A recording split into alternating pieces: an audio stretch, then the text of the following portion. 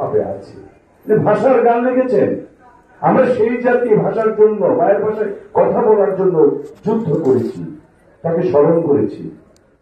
এখানে তার পরবর্তী বংশধররা অনেক আছেন, তাদেরকে অনুরোধ জানাবো, এই ক্ষণজন্মা পুরুষের কথা আমরা ভুলে গেছে। Out of sight out of mind.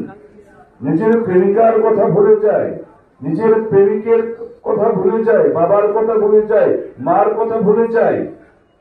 আগে তো আমাদের চিত্তরঞ্জন করে থাকে, তাদের কথা যদি বারবার আপনারা এরকম উত্তরণের ব্যবস্থা না করেন তাহলে ভুলে যাবে। মানুষ হুচট খাচ্ছে, মানুষের যে নতুন লাগছে যে এই নামে একজন গীতিকার আছে, তার চেয়ে আরো অনেক আমার মতো ক্ষুদ্র গীতিকারের নাম অনেকে জানে, কিন্তু এত বড় গীতিকারের কথা জানে না। প্রচার নেই, প্রসার নেই। আপনারা যে এই যে পদক্ষেপ নিয়েছেন, তার স্মরণ সভা করছেন, এর জন্য তার পরিবারবর্গকে ধন্যবাদ জানাচ্ছি।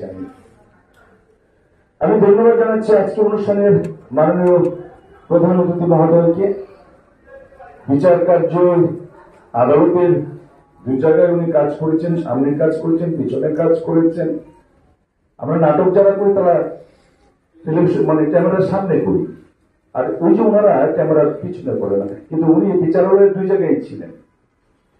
আজকে তার বক্তব্য শুনে মুগ্ধ রয়েছি, কারণ স্যারের বক্তব্য অসংখ্য অনুষ্ঠানে শুনেছি এবং সব আমাদের বিষয়গুলি কিন্তু বৈচিত্র্যময় থাকে না, একই ধরনের থাকে। কিন্তু স্যার আমাকে ভালোবাসেন, স্নেহ করেন।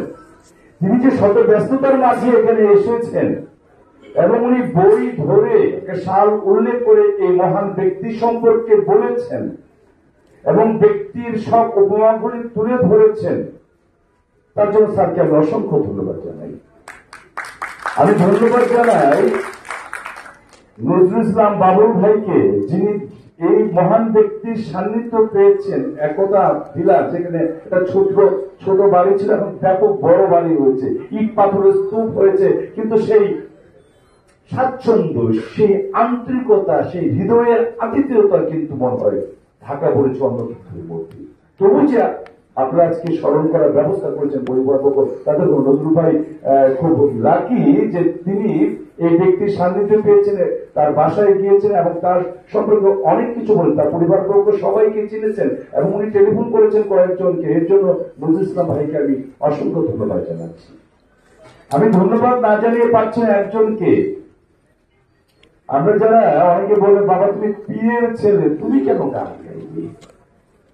তো উনি পক্ষে বলার জন্য আমার ছাড়া কাউকে পাইনি, কিন্তু এখানে প্রধান আলোচক হিসেবে যিনি এসেছেন তিনি গানের পক্ষে বলে দিচ্ছেন, আমাদের পক্ষে বলেছেন, সংস্কৃতির পক্ষে বলেছেন, আন্দোলনের পক্ষে বলেছেন, জেহাদের পক্ষে বলেছেন।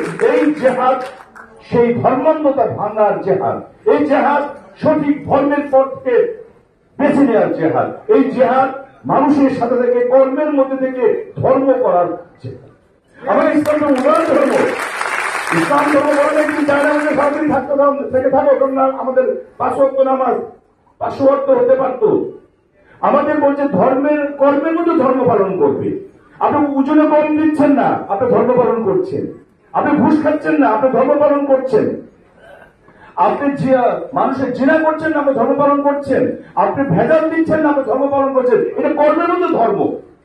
এটা সুন্দরভাবে, ব্যাপকভাবে এবং সময় উল্লেখ করে, সময়কাল এবং বিষয়টা উল্লেখ করে উনি বলেছেন।